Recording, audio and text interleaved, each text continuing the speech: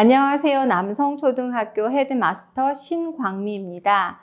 첫 번째 마스터 클래스는 질문이 없다면 땡땡땡입니다. 라는 제목으로 시작하고자 합니다. 이 문장의 마지막 땡땡땡입니다는 이 클래스가 다 끝난 후 각자 부모님께서 만들어 주셔도 괜찮아요.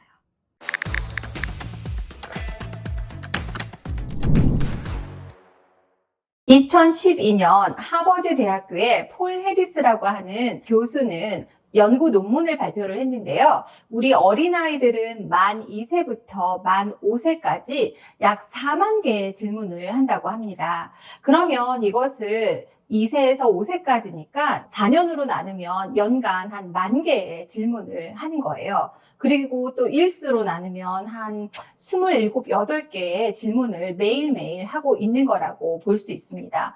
그러면 우리가 24시간 잠자는 시간을 빼더라도 하루에 1시간에 한 개의 질문인데 잠자는 시간을 빼고 나면 아이들은 정말로 많은 질문을 하면서 살아가고 있는 거예요. 그런데 아쉽게도 이렇게 많은 질문을 했던 아이들이 학교에 진학을 하고 나면 질문을 거의 하지 않는다고 합니다.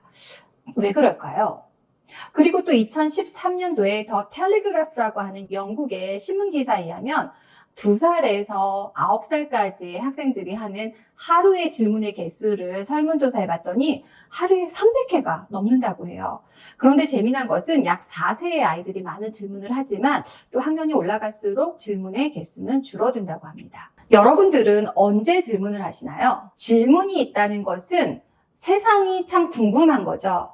그리고 있던 정보들에 대해서 다른 생각을 가지게 되는 거고, 이해가 안 되는 경우도 있지만 저거 말고 또 이런 방식으로 하면 어떨까? 왜 꼭 저럴까? 저런 일은 왜 벌어지는 것인가? 많은 질문들을 하게 되는 거예요. 어린이들은 그리고 인간은 선천적으로 세상을, 우리 주변을, 세상이 돌아가는 방식을 궁금해하는 그러한 인지적인 궁금증을 가지고 태어났어요.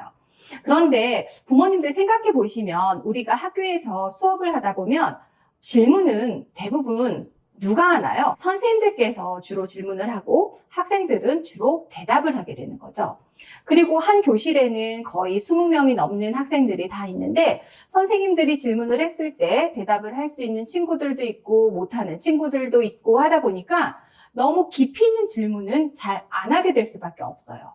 쉽게 대답할 수 있는 질문, 쉽게 기억한 것을 회상해서 말할 수 있는 것들에 대한 질문들이 이루어질 수밖에 없다는 거죠.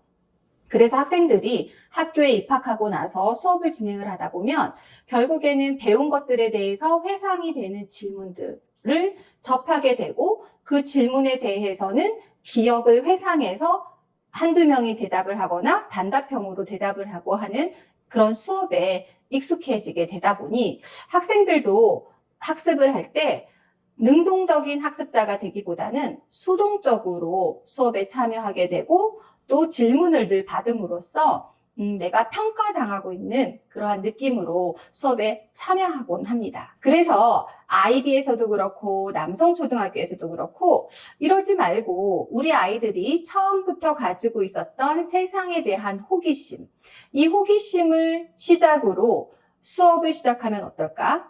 호기심을 시작으로 함께 공부하면 어떨까라고 하는 수업의 방향을 바꾸도록 하는 거죠. 이것이 탐구 수업입니다. 질문과 호기심으로 새로운 것을 배워가는 것. 그래서 저희는 수업을 할 때 예를 들어서 우리나라의 지형에 대해서 배운다고 생각을 해봅시다.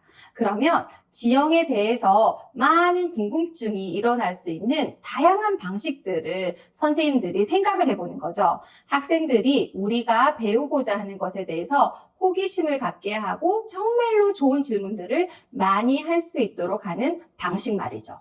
그래서 지형을 배울 때 어떻게 하면 학생들이 호기심을 갖고 질문을 할 수 있을까 해서 그냥 우리나라 지도를 보여줍니다. 그리고 우리나라 지도를 보여주고는 얘들아 지도 속에서 무엇이 보이니? 그리고 지도를 보니까 어떤 생각이 들고 그리고 지도를 보니까 뭐가 궁금해? 라는 질문을 아이들한테 던지는 것이죠.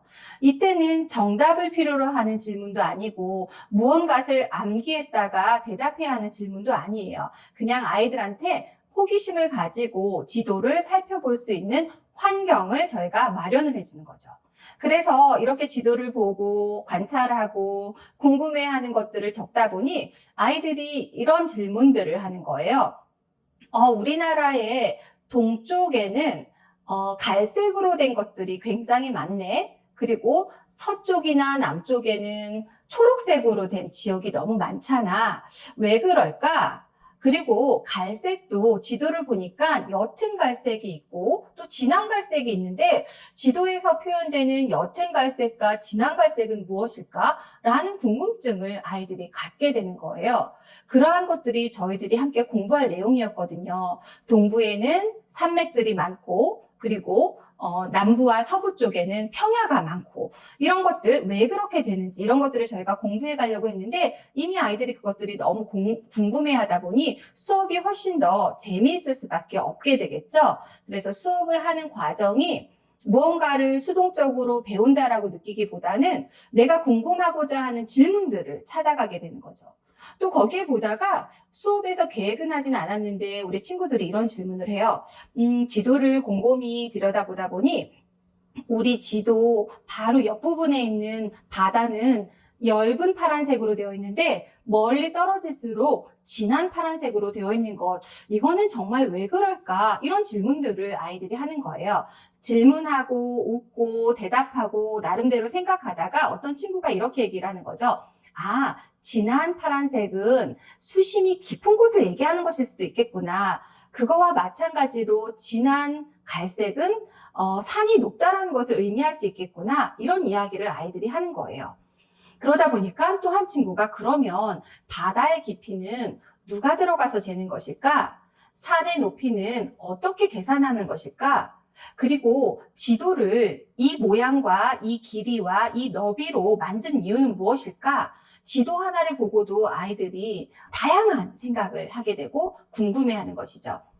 남성초등학교에서는 학습이 단지 교실에서만 일어난다라고 생각하지는 않아요. 저희가 진행하는 교육과정에서는 비록 우리나라의 지형에 대한 것이지만 이렇게 다양한 질문들이 실질적으로 아이들이 그 질문에 대한 답을 찾기 위해서 도서관에 가서 책도 빌려보게 되고 유튜브로 자료도 찾아보게 되고 그래서 본인들이 호기심을 가진 것들에 대한 학습이 늘상 이루어질 수 있도록 권장하는 수업을 진행합니다. 그래서 아이들이 많이 발견을 하죠. 수심은 주파를 보내서 이렇게 측정을 하는구나. 그리고 우리가 해발이라고 하는 것이 모든 고도를 나타낼 때는 해면을 기준으로 해서 시작을 하는구나. 이러한 것들을 아이들이 배우게 되는 거예요.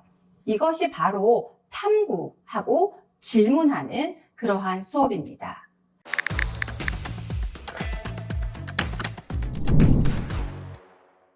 질문이 없다는 것은 세상이 궁금하지 않다는 거죠.